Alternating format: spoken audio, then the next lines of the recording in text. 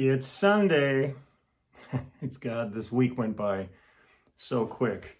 And it feels really crazy because I didn't sleep again last night. And so this just feels like a continuation of Saturday night. Got up early, got the dogs out. We went for a nice walk, and they both pooped and they sniffed everything there. So that's the issue, boy. When you're walking basset hounds, every blade of grass tells a story. I get on a certain level so envious when I see people walking down the street with their dogs, and they're just chugging along, dogs walking right, with them. And my guys, I look like a crucifixion most of the time. I've got one in one direction, one in the other, and they're just like out checking stuff out, and then trying to make sure they don't pick something up in their mouth that they shouldn't have. It's the joy of a basset hound and a 1-year-old, and being 1-year-old basset hounds they are a trip. These are my 8th and 9th basset hounds, so I know the breed and I know what to expect. But it's always an adventure. But so I thought I'd just do an early one today. I've got a bunch of stuff I need to do today. I'm going to get a tutorial on a SSL interface, so I can actually do some home base parts for the immediate family and a couple other projects I've been called about. And I've been one lazy schmuck for all these years and never set up a home studio of any kind. So I've never really recorded at home except for these recent a cappella videos. And it was very foolish of me, probably. People have been, for 2 decades, have been sending me messages going, can we send you files? You could do our album. They're in like Germany or Italy or Tokyo or so. And I was just kind of look around the yard and things to do, and I just go, nah, that's okay, thank you. So, I don't regret it, just from the standpoint that I love working in the yard and getting my stuff done. But I probably should have done this many years ago. But I'm going to go ahead and do this. SSL sent me a unit to test out, and I'm going to talk to Steve Postel today and from the immediate family, and get a tutorial and start laying down some bass tracks. So that's kind of the day ahead of me. Plus I have to go to the car dealership, and my lease on my car is about to expire. So I've got to go down and look at getting another car. I mean, it's for my wife. It's not for me. I still drive a 97 Chevy pickup truck, and I will probably be buried in that pickup truck. I'm not one for big changes, and I do love a pickup truck. It's kind of like when I told the story about that hotel room at the Vanderbilt Plaza. Get in a pickup truck with standard cab, turn on the AC, boom, it is cool in there. I can carry all my crap in the back, got a lid on it, lock it up. And but I've got to go deal with this other car, and I'll go do that. But since I was up all night, I was going through things to do today, and I spent a little time working on Phil Collins' Behind the Lines. It'll be a little while before I post that one. I'm going to do it though, but man, it is a handful. I went back, I was watching the video from our 1985 No Jacket Required tour, for the live show from Reunion Arena in Dallas. And man, that band was so badass, it was so good. So I've really got to wrap my head around that stuff before I jump into it. But I'll be there probably at some point next week. I've had a couple of requests for Behind the Lines, so I'll try to nail that. But it ain't the blues. So, but one of the funny things I found last night is I went by, and there was Shower the People again, with James with his Revox doing the background vocal parts on tape. And I started reading what people wrote on their comments about that. And I just wanted to read a couple. I love where these things go. I mean, this is just amazing. So I'm going to lean in here so I can read it. So I'm just going to be talking to you. But this one guy wrote, I saw him do this live years ago. Since then, I've always wondered, how could he get that tape machine so perfectly in sync? Nice trick. And then the first guy writes, a lot of rehearsals beforehand. Someone off stage cues the reel to reel at the appropriate points. Of course, these days, MIDI is used remotely to trigger pre-recorded stuff like this, as if you didn't know. The next guy goes, bunk. The background singers are off stage, and the reel to reel is a prop. As a recording professional, believe me, there is no way to successfully sync this as performed. Great routine nonetheless, I love it. Then the next guy writes, given the precision required, had always assumed that the reel-to-reel was a gimmick. However, was lucky enough to meet Lee Sklar in Edinburgh a few years back. I asked him that very question. He assured me that it was indeed skillfully synced and required careful execution. End result was certainly outstanding. Regardless, it was a beautiful performance of a beautiful song. Well, the last guy, I mean, I explained it, but he didn't really explain it back. So I'll explain exactly how that worked if anybody's still thinking about this and hasn't moved on in their life. That's fine. James used a reel-to-reel Revox tape recorder. It was a prop, but it was actually a working member of the group. Now what happens with those is there's a light-sensitive window in there. And what you do when you're making these things, James cut all of the background vocal parts on it, and then they spliced them together, but they put in a small piece of, I think it was either Mylar or clear tape. So as the reel's going around, as soon as that tape hits that light-sensitive window, the tape stops right there. And then James had a foot switch. And if you watch him doing this, you can see him stepping on something just before the background vocals come in. What we did is we timed the size of that little piece of tape so that when it stops, it's butted up right to where it has to come back in. So every time the tape machine would start, it was James starting the song, and it was cued to the next piece of tape. So I don't know if there's other machines that do it. The Revox had that feature in it, and that's how we were able to do that. It wasn't guessing where it's going to come in or anything. It took a while to cut the tape and get it all right, but it works perfect every time like that. So that's answered now. Now I can move on. Now I was thinking about songs and stuff, and I was reflecting on James. I mean, James, as I've said before, was really, I'm going to tilt this down just a touch. Got Frankenstein out today. James was really the well from which my career stemmed. And we spent 20 years together working, doing all the early recordings and all the tours. Come 1990, it was the first time in all those years I came up with a major conflict because I had committed to Phil Collins to do his But Serious tour, which was going to be literally from January to December.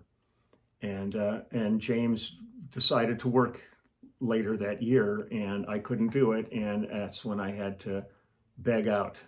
And I'm sorry it came to that, because I love James and I love the music so much, and I love the band. But until cloning is more efficiently, oh great, that's probably James calling to tell me that I'm wrong about that. But if it stops ringing, then I know he had he had second thoughts. But the God, now I'm completely lost again.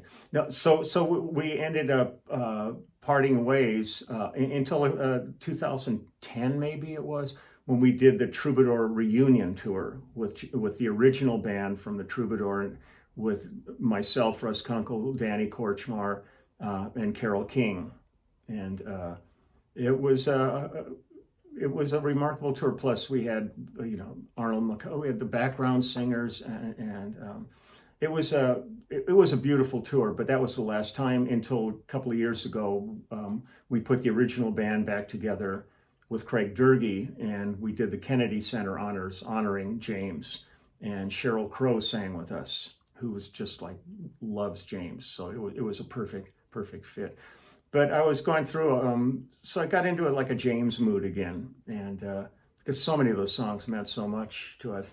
And I came across this tape that was on YouTube, this show on YouTube. That was probably one of the best shows we ever did, and it was at the Blossom Music Center in Ohio. And it was our staple. Every summer we would hit that place, and it was amazing. He could have several years of no releases or anything, and go out and he'd sell the place out, set a record for that season. And so on this one, I think the band is James, myself, Russ Kunkel, Don Grolnick, Waddy Wachtel, Danny Korchmar, David Sanborn on saxophone on this song.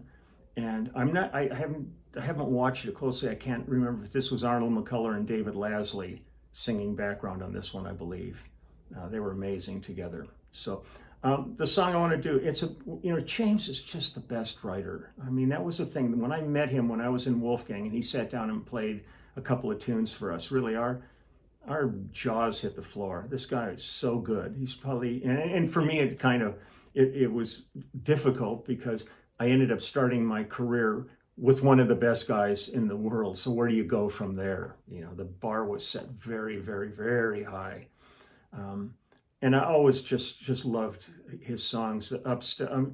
He's known for his ballads and stuff, but he could rock the house down too. I mean, a lot of people were always shocked when we do Steamroller and things like that, and Honey Don't Leave L.A. and they go, "Mash, you'll rock. You guys really rock."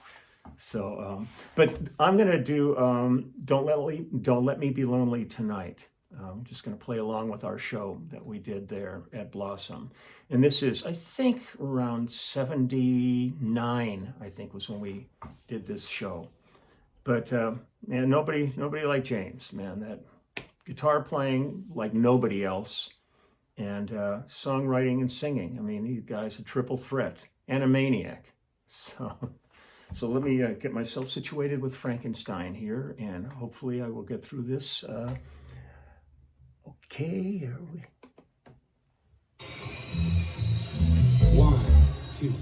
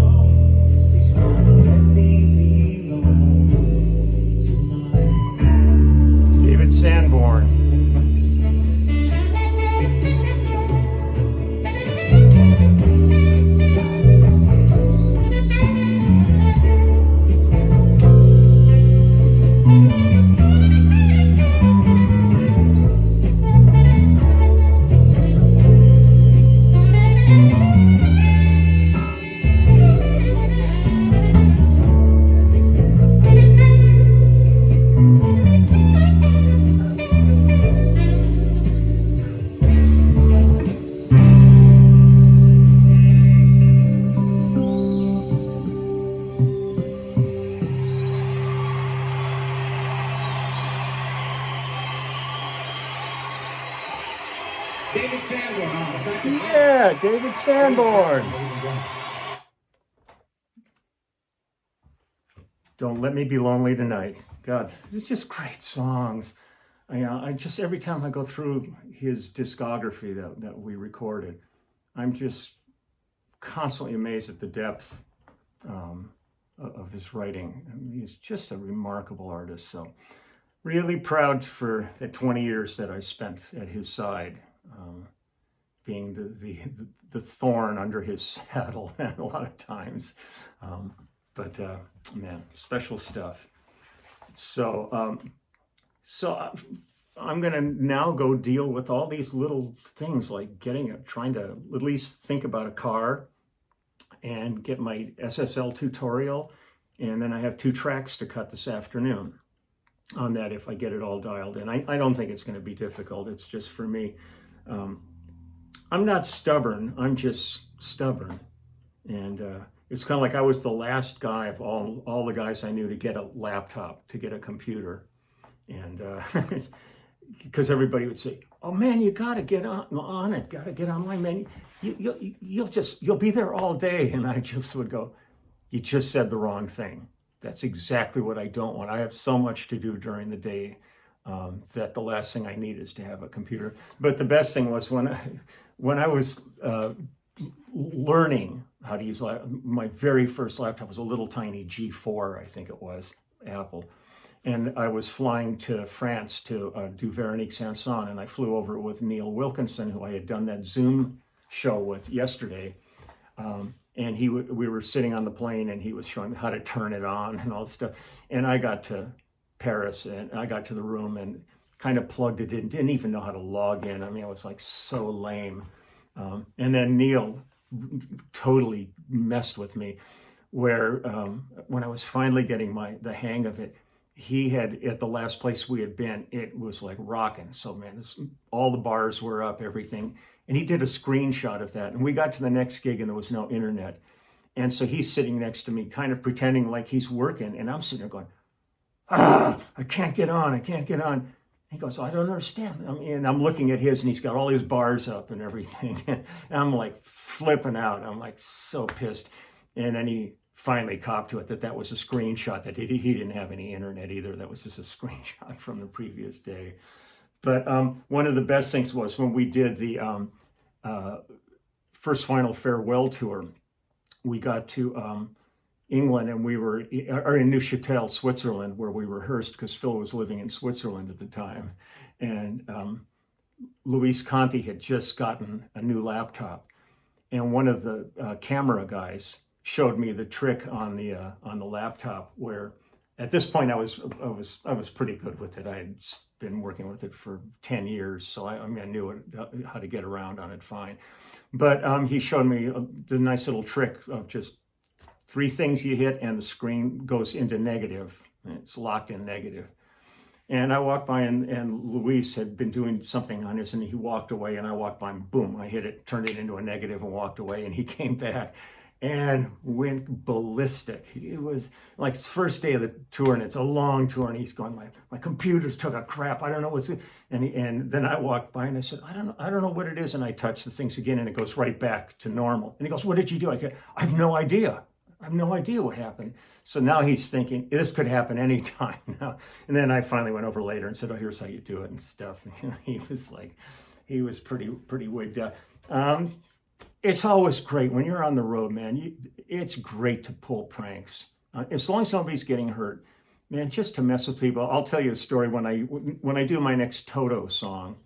I'll tell you how Luke got me, and he got me really good. And in a way, he was thrilled he got me good because it meant I cared about him. But it was a trip, man. I blew my cork on that one. So look, have a great Sunday, whatever you guys are up to, whatever. Some people might be starting, some people might be ending this thing. I get such a kick out of when people say, "Oh man, wishing you all the best from Sri Lanka."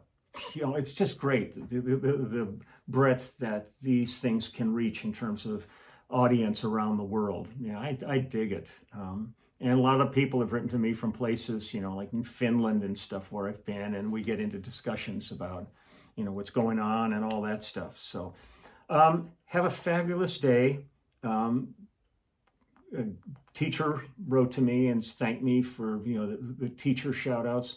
And it's just a shout out to everybody who's working so hard every day, because we are far from the end of this pandemic, especially with all that's been going on around the world, with all the protests and marches and stuff. People are in just shoulder to shoulder. And man, the cause is righteous, but boy, it's a little scary in terms of potential disease spreading.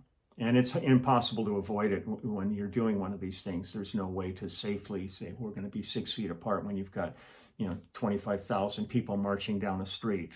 So be as safe as you can, but you also give thought to all the people that at the other end of that are trying to make you well and safe. So I will see you at the beginning of the new week, and I'm going to go get all my stuff done, and I'll let you know tomorrow how my SSL adventure goes. If I'm rocking and recording, or if the thing went through the window and I followed it. Now, I'll be talking to you from the emergency room. So we'll see what happens. Okay, you take care. Bye-bye.